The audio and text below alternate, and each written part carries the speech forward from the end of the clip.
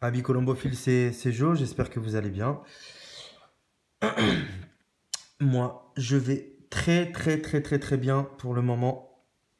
Je sors d'une formation professionnelle de 9 jours de formation professionnelle où j'en ai... j'en pouvais plus en fait de cette formation professionnelle. Ça a été 9 jours intenses de théorie sur les activités physiques et sportives. Donc, comme beaucoup le savent par rapport à mon métier, enfin, je suis éducateur sportif, coach sportif. Je fais tout ce qui est renforcement musculaire, euh, en tout cas pour les adultes, et du baby gym, de la motricité pour les enfants en bas âge. Et puis après, du sport en tout genre, euh, foot, basket, badminton, tennis de table, etc. pour des adolescents. Voilà, voilou quoi. Donc cette formation, elle a été très très très intéressante, mais bon, enfin les horaires étaient vraiment assez costauds. Donc je suis rentré donc hier, donc 10 jours sans voir mes pigeons. C'est Benoît qui a pris le relais. Ça va, on va dire qu'il s'en est quand même plutôt bien sorti. Demain, il y a un gros nettoyage des colombiers à faire. Mais sinon, les pigeons, ils sont en bon état. Donc il n'y a pas de souci par rapport à ça. C'est la première vidéo que je fais à l'intérieur de chez moi. Pourquoi? Parce qu'il pleut. Et du coup, j'ai pas forcément envie de rester sous la pluie. Et puis, enfin, c'est pas. Enfin, je veux pas rester sous. Enfin, je fais pas de vidéo sous la pluie, quoi. En gros, c'est ça. Donc, du coup, pendant ces 10 jours, j'ai pas mal de gars qui m'ont. Comment dire? Qui m'ont envoyé des messages. Qui m'ont envoyé des messages, pardon, sur Facebook. Et voilà, enfin, je pouvais pas trop répondre parce que j'étais vraiment à fond dans ma formation et quand je suis comme ça, enfin, je décroche en fait de la colombophilie. Je préfère être concentré sur le travail professionnel et, euh, et je décroche totalement des pigeons. Donc voilà, je suis désolé, hein, enfin, si j'ai pas répondu en tout cas directement aux personnes qui m'ont envoyé des messages. Mais voilà, sachez que je réponds toujours. Voilà, donc il y a des fois, faut pas hésiter à me relancer. Et par contre, voilà, il faut pas être pressé. Il y en a qui sont pressés, ils sont taqués. Donc, il faut pas trop être pressé. Voilà, faut prendre le temps, en fait. Tranquillou, quoi. Donc, la saison, elle n'a pas encore commencé. En tout cas, pour ce qui est de la saison colombophile, elle n'a pas encore commencé. Euh, donc, j'ai rien de spécial à en dire concernant, en tout cas, les concours pour le moment. La seule chose, en tout cas, que j'ai évoqué lors des dernières vidéos, c'est qu'il fallait faire une cure de 10 jours de Baytril. Pour moi, c'est important. Tous les ans, je le fais. Autant pour les reproducteurs que les voyageurs. Donc ça a été fait. Et un détail très très très important qu'il faut que vous notiez, notez-le, il est vraiment important ce détail, c'est que quand vous faites une cure de Baytril, il faut savoir en fait que ça peut ouvrir des brèches à, à d'autres infections en fait, comme par exemple la coccidiose. La coccidiose, quand on fait des copros en fait avec Benoît au cabinet vétérinaire, on garantit, enfin il y a toujours un petit peu de coccidiose. Il y a toujours un petit peu de coccidiose. Donc la coccidiose, elle est jamais négative à 100%. Ça, il faut le savoir. Il peut y avoir un œuf. Par exemple, hier, on a été faire une copro. Quand je suis rentré, j'avais impérativement envie de voir si les pigeons avaient de la coccidiose ou pas. Et sur toutes les analyses de fientes, il y a une lamelle. En fait, c'est des lamelles, en fait. Et il y avait un œuf. Donc, un œuf, il n'y a pas besoin de faire un traitement avec le Baycox. Et aussi, grâce à ces copros, on peut voir aussi s'il y a des vers. Donc, au niveau des vers, il n'y avait rien du tout. Par contre, on a un colombier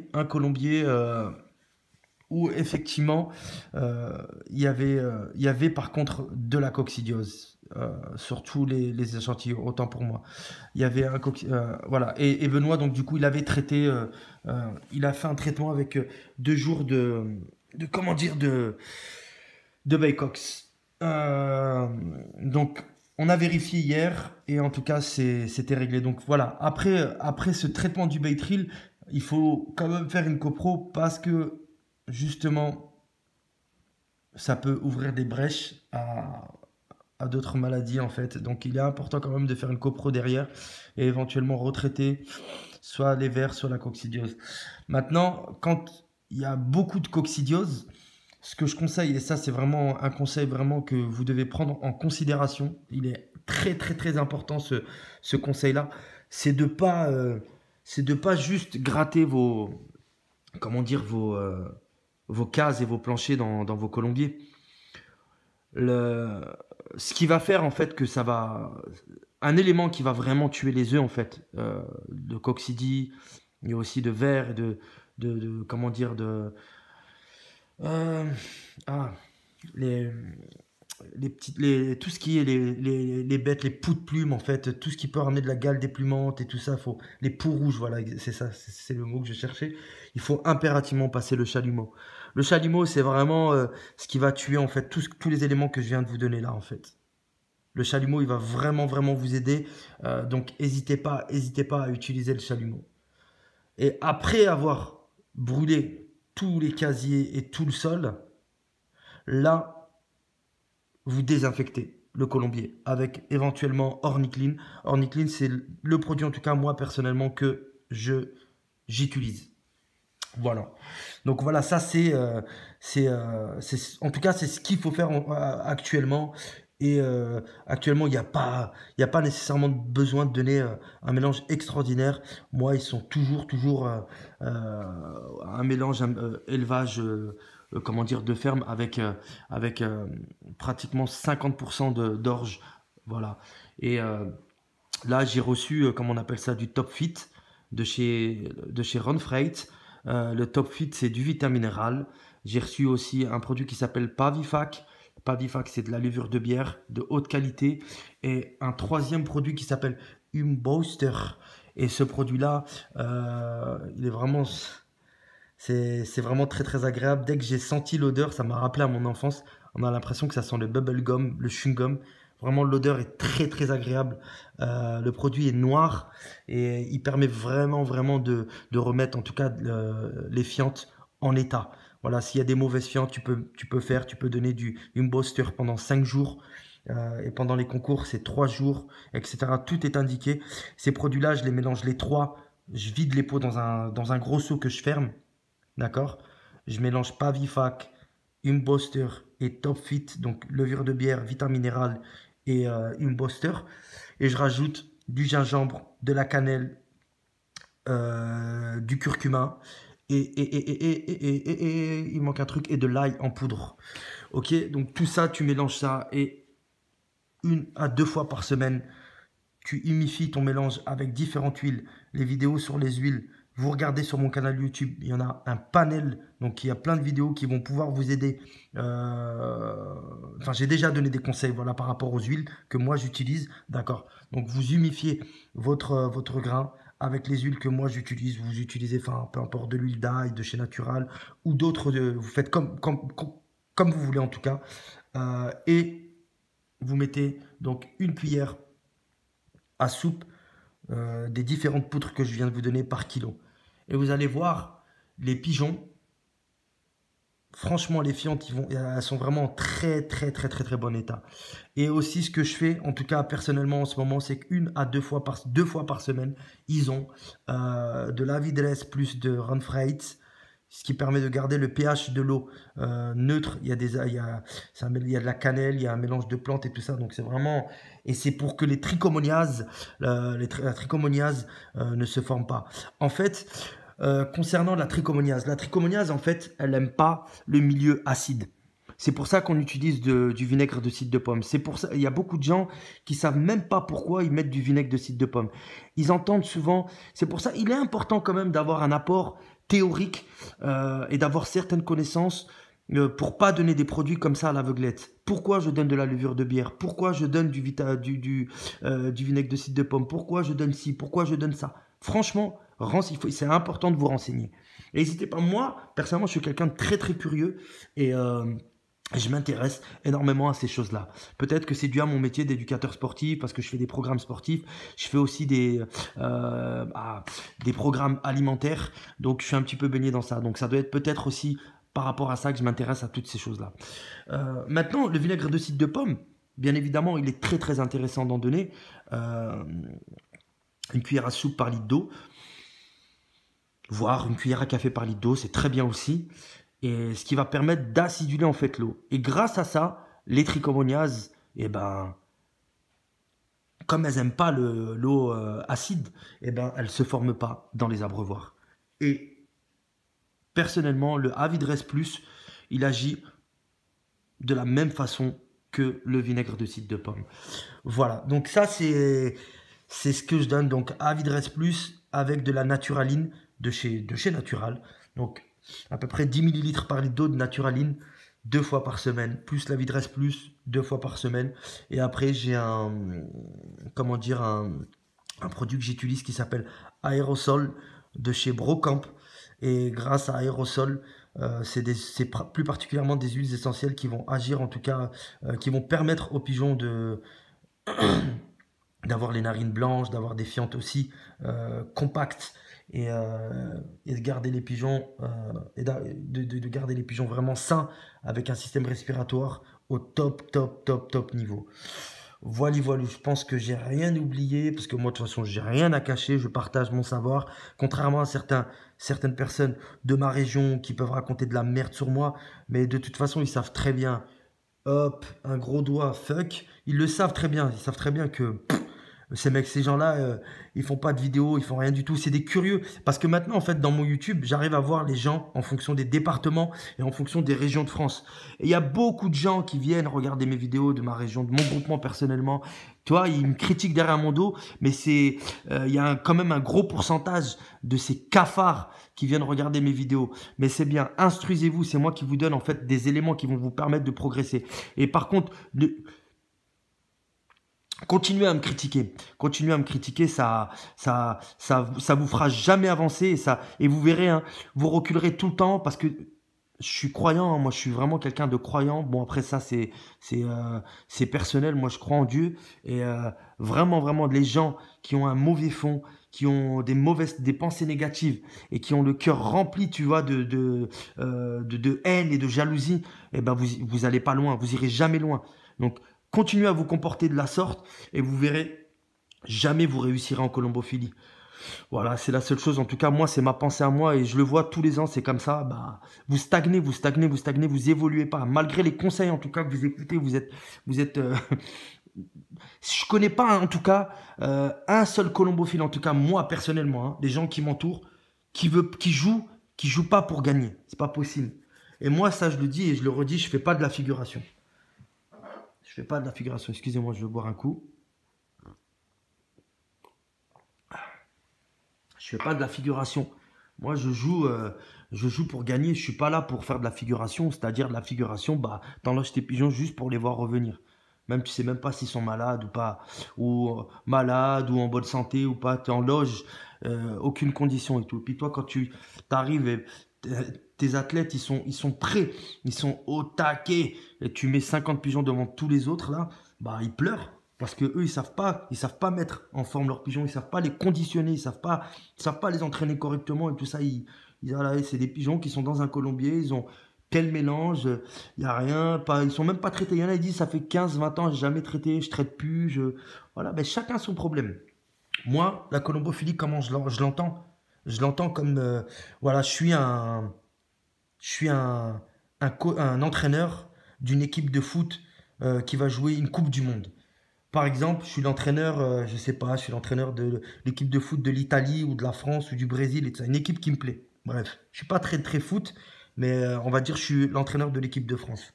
Je ressens pas Deschamps, hein. Mais donc voilà. Donc qu'est-ce que je vais faire? Si je suis un entraîneur de foot, je suis l'entraîneur de foot de l'équipe de France. Eh ben, je vais faire quoi? Comme je suis le sélectionneur, c'est moi qui va sélectionner, qui cherche. Je vais regarder où les Français ils jouent, par exemple Manchester United, la Juventus, le Real, Barça, PSG, Il y a plein de Français qui évoluent dans ces clubs-là. Ben, je vais aller recruter. Et je vais recruter quoi? Je vais recruter les meilleurs. Et ben en colombophilie, c'est la même chose. Finalement, en fait, tu vas chercher sur Internet où il y a... Voilà, tout le monde connaît Pipa, tout le monde connaît Airbots, tout le monde connaît des sites de vente aux enchères, RPS Auction et tout ça. Et les gens, ils font en fonction de leurs moyens, toppigeon.nl, etc. Les gens, ils font en fonction de leurs moyens, ils achètent des pigeons ou ils achètent des bons. Les bons, quand je dis les bons, c'est pas un bon pigeon, hein. C'est des bons, c'est des coupons qui te permettent d'avoir un pigeon chez un amateur. Voilà, en France, on fait beaucoup ça pour aider les sociétés colombophiles à avoir un petit peu d'argent dans leur caisse. Donc ces amateurs-là, bah, ils captent des bons et tout ça, de bons amateurs, bam, ils achètent le bon, 20, 30, 40 euros. Et après, ils se rendent chez l'amateur, il y a un bon feeling, et puis ils donnent des bons pigeons ou des mauvais. C'est l'un ou l'autre, on sait pas trop. C'est la chance aussi. Et en fonction de ça, toi, t'as sélectionné. Tu as sélectionné les joueurs qui te plaisent. Tu as sélectionné donc bah, les colombophiles qui te plaisent. Et bah, après, tu élèves sur les pigeons que tu as achetés. Et tranquillou, tu commences à construire ta colonie comme ça. Donc c'est là, le rôle du sélectionneur, il est là. Mais le rôle du sélectionneur, il ne s'arrête pas que là. Pas que dans la sélection des bons pigeons. Bon, après, il faut avoir beaucoup de chance. Une fois que tu as ces pigeons-là, ces pigeons, ils sont dans des colombiers, on est d'accord. Il faut avoir beaucoup de chance, il faut avoir l'œil pour pouvoir accoupler correctement. Et là, j'en viens donc au système d'accouplement. Parce qu'il y a beaucoup de gens qui font n'importe quoi. Ils font n'importe quoi dans le sens où ils font pas n'importe quoi parce que en fait ils font n'importe quoi parce que ils n'ont pas l'apport théorique pour accoupler correctement leurs pigeons. Ils n'ont pas cet apport théorique. L'apport théorique, c'est au final c'est une espèce de méthodologie en fait de comment je vais faire pour réussir. La théorie, c'est de l'apprentissage. C'est de l'écrit, c'est des débats, voilà, c'est des vidéos, c'est tout ça la théorie. Tu apprends en fait. Voilà, c'est quoi de la théorie. Donc quand tu veux commencer en tout cas à accoupler tes pigeons, ce que je te conseille, c'est de regarder les défauts physiques, soit des mâles, soit des femelles. Et s'il n'y a pas de défaut, eh ben, tant mieux. Mais si tu as certains pigeons qui ont des défauts, pour gommer ces défauts-là, il est important de mettre des pigeons qui sont parfaits ou presque parfaits, avec éventuellement ces pigeons-là qui ont des défauts, pour corriger les défauts, pour pas que tu aies ça dans la génétique, la progéniture des pigeonneaux. Si tu as une femelle par exemple qui a un dos fort, une fourche ouverte, des remiges primaires assez épaisses et qu'elle a d'autres défauts physiques,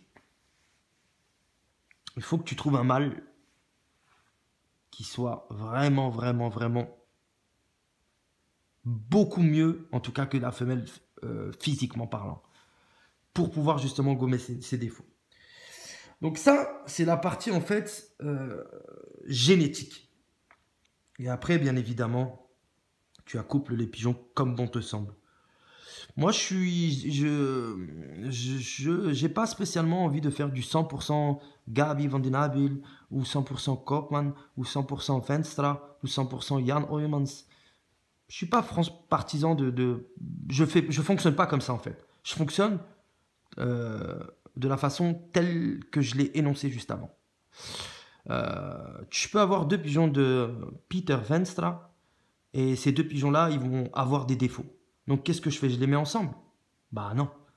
Je vais chercher justement à corriger. Donc, si j'ai deux pigeons de Peter Venstra, bah, je vais chercher un pigeon de Koopman ou Gabi van den Abel ou autre pour justement pallier à ce que les défauts ne viennent pas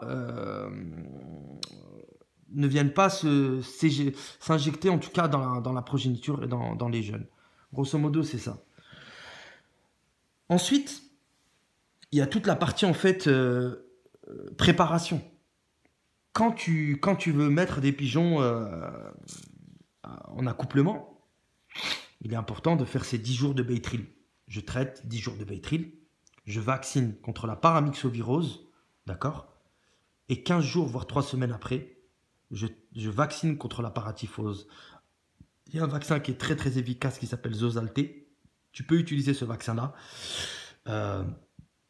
Il est vraiment très très efficace pour la paratyphose. Une fois que tu as fait tout ça, tu dois aussi traiter la coccidiose, les vers, éventuellement la trichomoniase et les voies respiratoires. D'accord? Donc déjà, une fois que tu as fait tout ça, tu en as déjà pour un bon mois déjà. Déjà, tu en as pour un bon mois. Il est impératif que les pigeons soient sains, que les pigeons soient en très très très bonne santé avant de les accoupler. et que les pigeons aient eu aussi un régime alimentaire adapté. Donc des pigeons qui sont gras vont avoir beaucoup plus de difficultés à pondre qu'un pigeon qui est pas gras. Voilà. Et ce que je conseille, c'est que un bon 10 jours, 15 jours avant l'accouplement, il est important de mettre de la lumière dans les colombiers pour stimuler les hormones sexuelles des pigeons. Et aussi, pendant ces 10 jours avant l'accouplement, pour stimuler aussi les hormones sexuelles des pigeons, tu vas donner tous les jours sur le grain une cuillère à soupe par kilo d'aliment d'huile de germe de blé sur le grain à tes pigeons. Et ça aussi, ça va beaucoup t'aider dans la préparation. Donc là, tu as fait le choix, donc par rapport à ce que j'évoque, tu as fait le choix dans ta façon d'accoupler les pigeons, les origines, le physique. Ensuite, toute la partie médication, vaccination. 2. Et 3, la partie pour stimuler les hormones sexuelles, la lumière et l'huile de germe de blé. D'accord? Donc ça, c'est vraiment les conseils de base que moi, je peux te donner par rapport à mes compétences, par rapport à l'apport théorique que je connais. J'ai pas de papier, j'ai rien du tout. Là, c'est Jo qui est en train de te donner des conseils. En tout cas, c'est ma méthode à moi. C'est comme ça que moi, je fonctionne. Voilà. Ensuite, les pigeons, ils vont pondre. Et logiquement, ils doivent pondre entre, allez, on va dire 8 et 10 jours. Tu dois avoir des œufs. Si tu n'as pas d'œufs, c'est qu'il y a un problème. C'est que ta préparation n'a pas été bonne. Les pigeons, ils couvent. Voilà. Les pigeonneaux naissent. Et là, il est important de mettre à volonté un mélange élevage à tes pigeons. Il y a énormément de gammes comme Runfreight, Virselaga, Natural. Et tu fais en fonction de ton budget. Mais le mélange doit être un mélange élevage. Tu dois laisser à disposition de tes pigeons du vitaminéral, du grit et de la levure de bière. Et ça, tous les jours. C'est hyper important. Si tu veux que les pigeons ils poussent correctement dans les nids, ils doivent impérativement avoir ce que je viens de t'énoncer. S'ils n'ont pas ça, il est possible que tu vas avoir des jeunes qui sont maigres ou des jeunes rachitiques. Et je peux te garantir que ce n'est pas avec ces jeunes-là que tu feras des premiers prix. Dans tous les cas, tu le vois au niveau des plumes. Tu vois, les plumes sont un peu, pas rongées, mais il y a une marque. Les plumes sont marquées en fait. Sur le bout des remiges ou des rectrices, tu as une marque comme une marque de fabrique en fait, une marque qui te montre que les pigeons n'ont pas bien poussé, ils n'ont pas eu ce qu'ils devaient avoir pour pousser dans de bonnes conditions et grandir dans de bonnes conditions. Donc ça, il est important que tu donnes ces éléments-là. Tu peux aussi donner une fois par semaine au reproducteur du VitaForce, qui est un mélange de vitamines que tu peux trouver au cabinet vétérinaire. Tu le demandes, tu le commandes, le VitaForce, ou pareil, dans le commerce, tu as plein de gammes. Il y a une gamme, il y a un mélange vitaminé qui est vraiment très très bien pour moi, c'est le Gervit de Runfreight. Tu peux utiliser ce mélange vitaminé, il est vraiment très très bien. Voilà, il me vient à l'esprit, donc, mais après, il y a des gens qui travaillent avec Airbots, d'autres qui travaillent avec Brocamp, d'autres qui travaillent avec Runfreight, d'autres qui travaillent avec Travi Pharma. Tu as énormément de gammes. C'est toi qui choisis en fait avec qui tu as envie d'être partenaire. Voilà. Voilà. Et au niveau du sevrage des jeunes, ce que je conseille, c'est d'attendre 21 jours, 21-25 jours. Et de les mettre rapidement dans un colombier après le sevrage sur un nid de paille avec du mélange à volonté. Les pigeonneaux, ils doivent vraiment avoir un mélange élevage à volonté et continuer. Ils doivent avoir le grit, la levure de bière et le vitaminéral toujours à disposition. Jusqu'au jour où ils commencent à sortir à l'extérieur, ils commencent à voler. Là, tu commences à rationner. Tu commences à donner 2 cuillères à soupe par pigeon. Voilà. Et tu commences à installer et instaurer ton autorité dans le sens où tu commences à leur apprendre que avec un sifflet ou une petite gamelle qui fait du bruit, voilà, donc ça montre l'heure du repas. Donc à chaque fois que tu viens pour donner à manger, tu siffles avec un sifflet ou tu fais du bruit avec une gamelle, ce qui va montrer que voilà, c'est l'heure du repas. Voilà. N'hésite pas à mettre des volières ou des spoutniks pour que les pigeons puissent se repérer le plus rapidement possible, parce que plus ils sont forts, plus tu peux les perdre. Voilà. Et à 1 mois aussi, je te conseille de vacciner les pigeons directement contre la paramyxovirose et après aussi contre la paratyphose aussi. Mais la paratyphose n'est pas obligatoire pour les pigeonneaux parce que comme tu as vacciné les parents avant, donc avant qu'ils pondent, d'accord, avant qu'ils pondent, il n'est pas nécessaire de vacciner contre la paratyphose. Voilà. Tu peux vacciner les pigeonneaux contre les pockets par contre. Maintenant, le problème qu'il y a aussi avec les pigeonneaux, c'est le problème de l'adénovirose.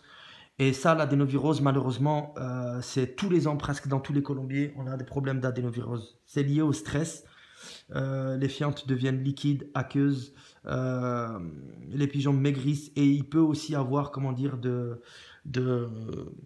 tout ce qui est adénocolie, adénovirose et des morts brutales en fait. Moi, ça m'est déjà arrivé, des pigeons qui meurent brutalement.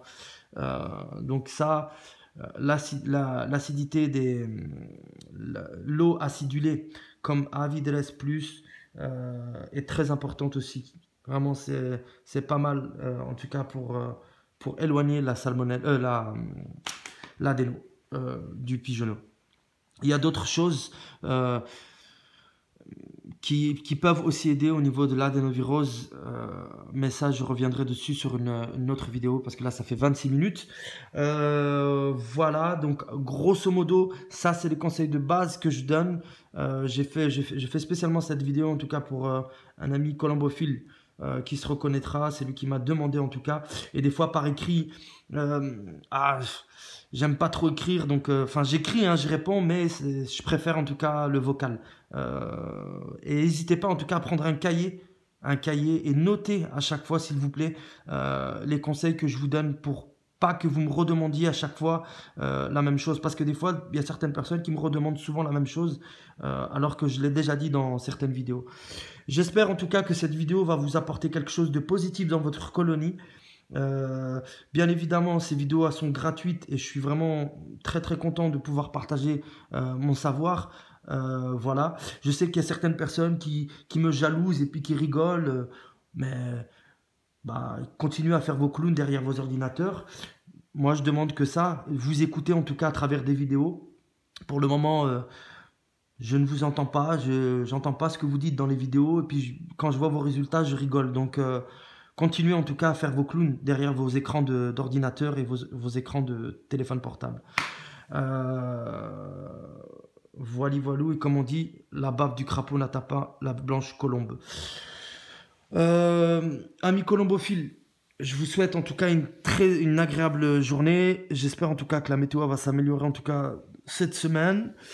Cette semaine pour moi ça va être du nettoyage, un gros nettoyage, parce que ça y est, le mois de février c'est un mois court, c'est le plus petit mois normalement de mémoire de tous les autres mois, c'est 28 jours je crois. Et alors il va arriver le mois de mars et là ça va être entraînement sur entraînement. Donc nous les pigeons sont déjà vaccinés contre la paramyxo, autant les voyageurs en tout cas. Et pour ce qui est de mes reproducteurs qui sont dans les clapiers à lapins, j'ai des petits qui sont nés, en tout cas pour la première vague est déjà née, j'ai déjà bagué les premiers, et j'ai des œufs dans la deuxième vague de reproducteurs que j'ai accouplés. Donc je suis pas spécialement pressé, voilà, c'est très bien, je vais avoir des jeunes qui vont être sevrés à la fin février, puis à la mi-mars, et puis je vais jouer avec une petite équipe de, je pense à peine 20 pigeonneaux, ça suffit largement. Et je vais accoupler en tout cas le gros de mes reproducteurs, donc à peu près 4, un bon 70-80 couples de reproducteurs. Donc après voilà, avant que je coupe, ce que je peux vous faire voir, c'est quelques quelques pédigrés intéressants. Ici, on a une propre sœur de premier race pigeon vitesse. Donc 100% Zonzes de chez Burj Benkiren Loft. Des très très bons amateurs colombophiles au Maroc. Donc les parents sont belges. Ici, c'est une femelle qui est Van Interhoven et Gabi van den Abel. C'est une très très bonne reproductrice. Friatlishoven en Schoon. Keep and Schoon. Korskal Ins.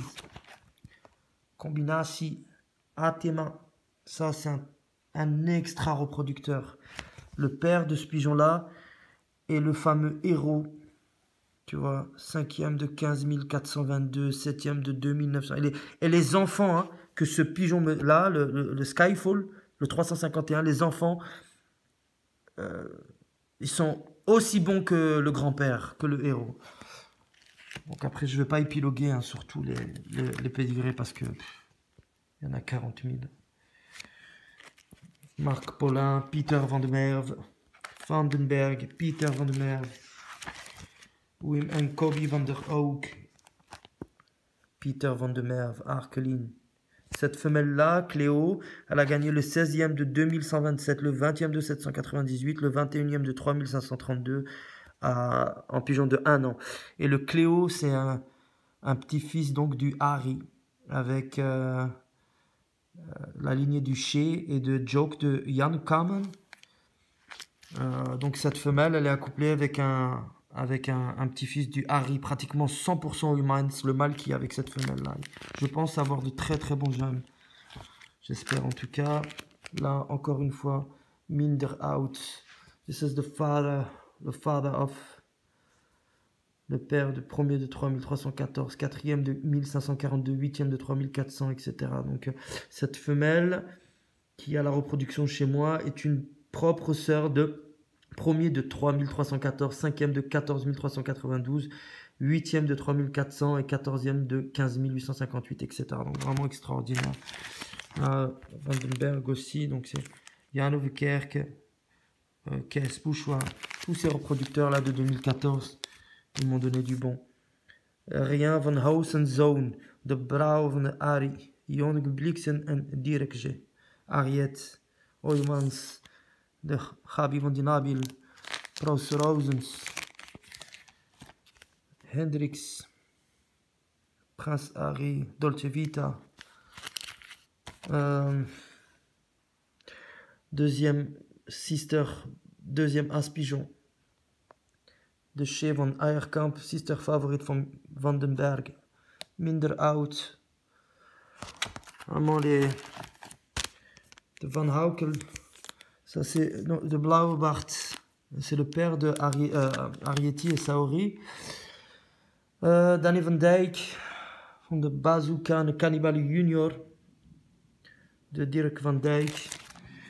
Donc à chaque fois pas mal de certificats d'ADN aussi. Théo et Marcus Legg. Fantastique, fantastique, fantastique reproducteur. La lignée de Lady Niels, Olympique Niels et Chris Ebrecht. Gerrit en Jan Boos de la lignée de Olympique Artemis, troisième national Olympique Birds. De Weert, 100% Stéphane Lambrecht. C'est la mère du premier fédéral Arras l'année dernière avec plus de 30 minutes d'avance. Hendrix, Keep and Show. De il m'a donné premier fédéral Arras l'année dernière et deuxième, je crois, quelque chose fédéral au groupement sur Rouen 300-400 km.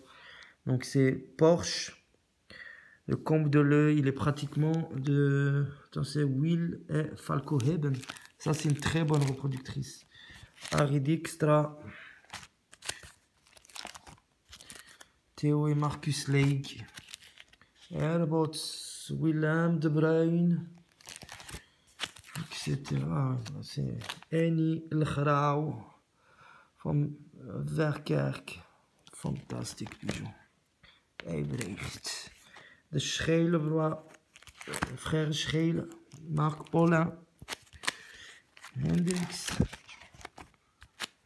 Dan Evendijk, Ruts, Paulin, Kob, Herbots, Vreudeveld, Rode Spiranx,